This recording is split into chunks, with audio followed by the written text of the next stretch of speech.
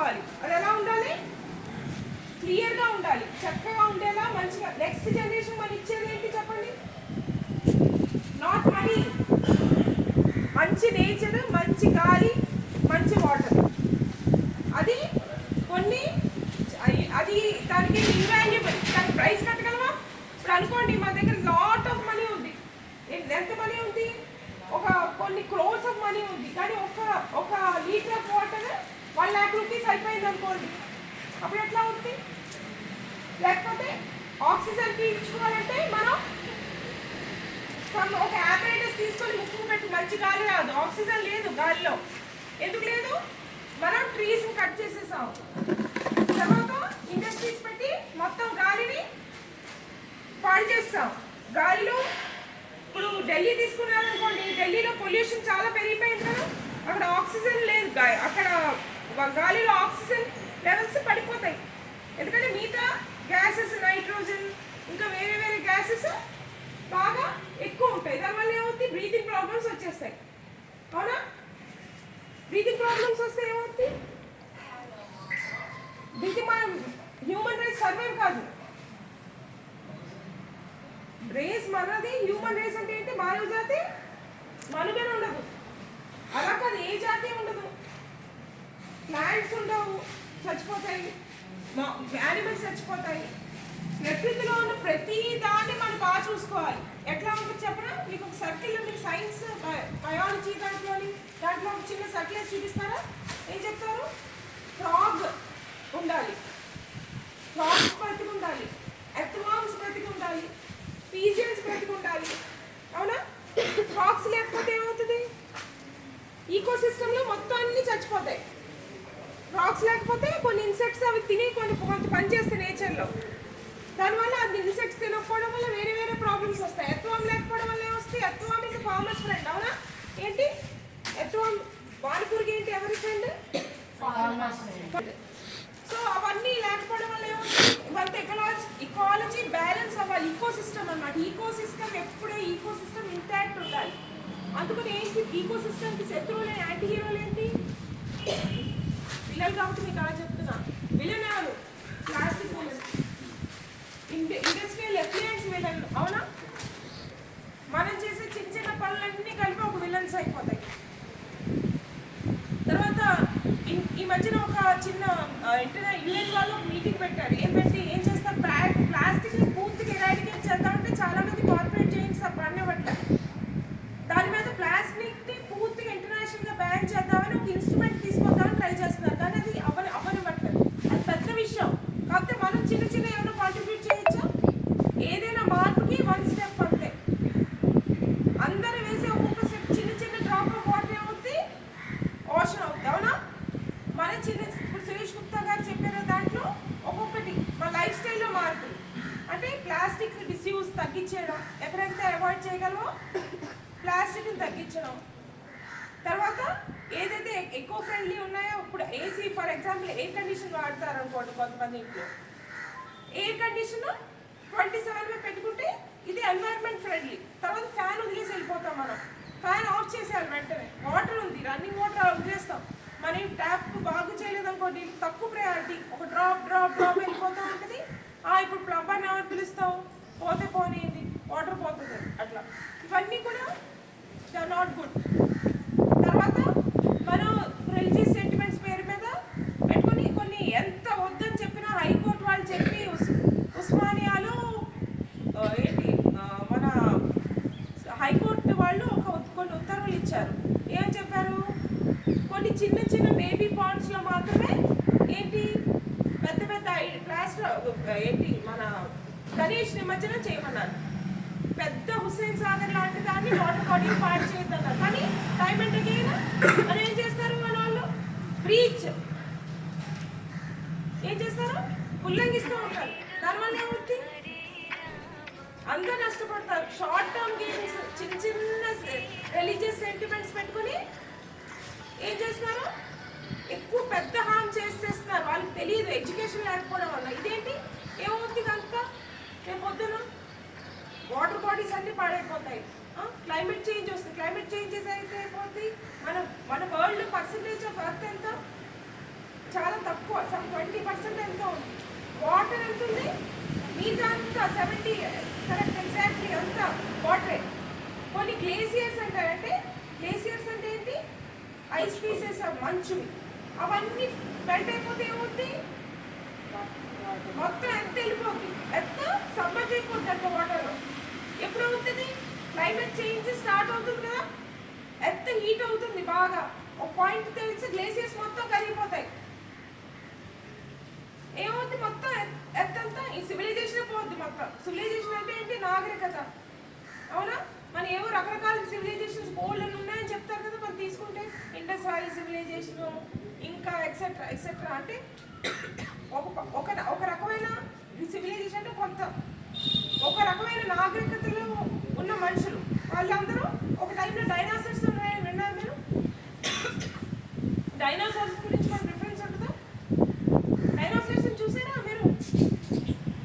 కొట్టి చూడండి, పెద్ద పెద్ద యానిమల్స్ లైక్ ఇవి చాలా జైంట్స్ గా ఉంటాయి. ఎక్స్టింక్ట్ అయిపోలే. ఎందుకైంది? వాటిలో వాటికి కొట్టు చచ్చిపోయాలి. రకరకాల థీరీస్ ఉన్నాయి. బిగ్ బ్యాంగ్ థీరీ కలిగి అట్లా రకరకాల సివిలైజేషన్స్, రకరకాల కారణాల వల్ల రకరకాల సివిలైజేషన్స్ వస్తున్నాయి, పోతున్నాయి. సో చాలా సీరియస్ ఇంపాక్ట్ ఉంటుంది క్లైమేట్కి. మన మన మన వాతావరణాన్ని ఎప్పుడు కూడా we have responsibility, owners responsibility. మనం పిల్లలుగా మనం ఏం చేయాలి?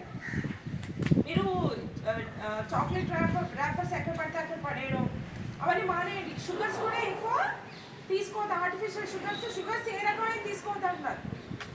అంటే న్యాచురల్ షుగర్స్ అంటే ఫ్రూట్ నుంచి వచ్చే షుగర్ తప్ప ఏ రకమైన షుగర్ కూడా.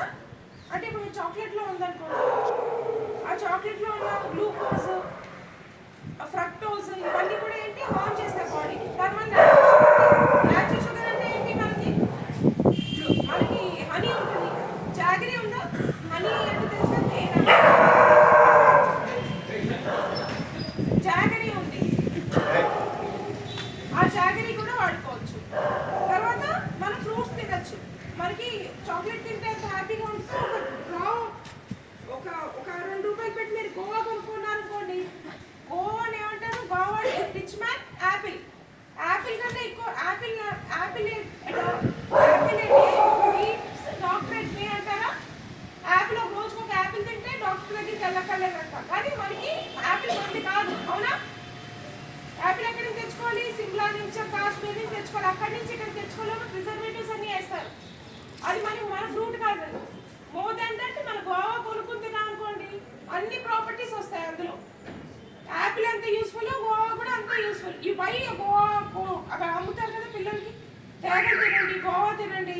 Don't go for chocolates, are not good. ఇకపోతే నెక్స్ట్ కాన్సెప్ట్, ఇప్పుడు ఈ నెల డిసెంబర్ 10న హ్యూమన్ రైట్స్ డే అని ఉంది.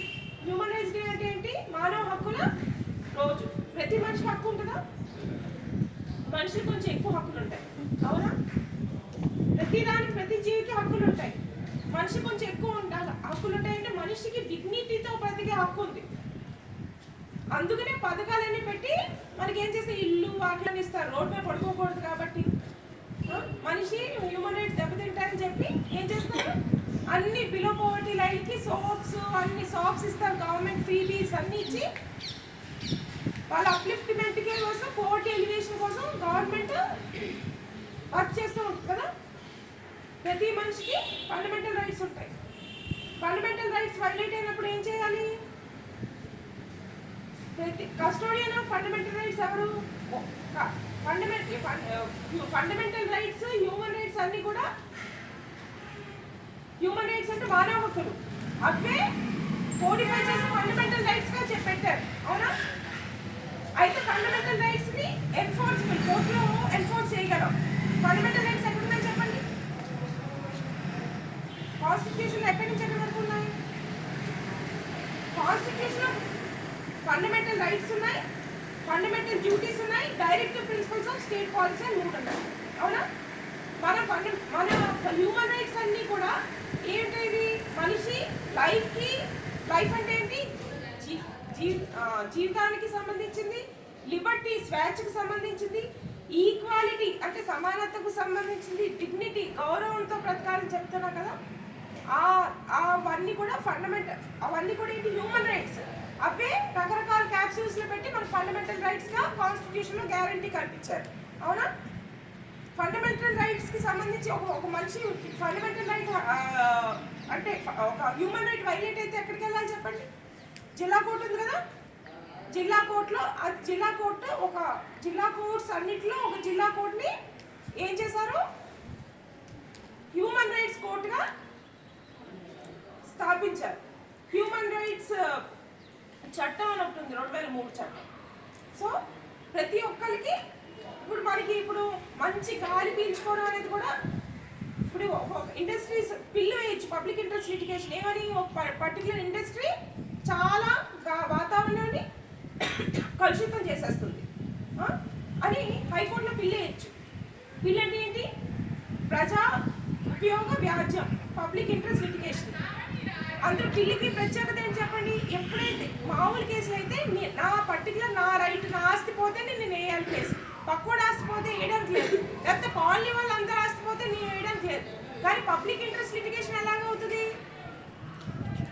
ఉమ్మడిగా అక్కడ వాతావరణంలో గాలి పీల్చుకునే హక్కు అందరికీ ఉందా? అందరికీ ఉంది. కాబట్టి ఆ లొకాలిటీలో వాళ్ళు ఎవరో ఒకళ్ళు, లేకపోతే ఎవరో యాక్టివిస్ట్ వేయచ్చు. సురేష్ గుప్తా గారు లాంటి సొసైటీకి ఆ లైన్స్లో ఎన్వైరన్మెంట్ గురించి పనిచేసే వాళ్ళు కూడా పిల్లి వేయచ్చు. అలాంటి బోల్డ్ పిల్స్ వేస్తే ఏం చెప్పారు? మంచి గాలి పీల్చుకోవడం కూడా హ్యూమన్ రైటే. సో మీకు చిన్నపిల్లలకి ఇంతవరకు అవగాహన సరిపోతుంది అనుకుంటూ నాకు ఈ అవకాశం ఇచ్చిన సురేష్ గుప్తా గారికి, తర్వాత మా పారాలీగల్ వాలంటీర్ అయినటువంటి శ్రీకాంత్, అంటే మా పారాలీగల్ వాలంటీర్ అంటే మా సంస్థతో కలిపి వర్క్ చేస్తూ ఉంటాడు. మా సంస్థలో మా కార్యక్రమాలు అన్నిటికీ కూడా ఆయన మంచిగా అరేంజ్ చేయడానికి వాటికి దోహదపడుతూ ఉంటారు. కృతజ్ఞత తెలియజేసుకున్న తర్వాత ఫారెస్ట్ ఆఫీసర్ గారికి, తర్వాత టీచర్ గారికి కూడా కృతజ్ఞత తెలియజేసుకుంటున్నాను.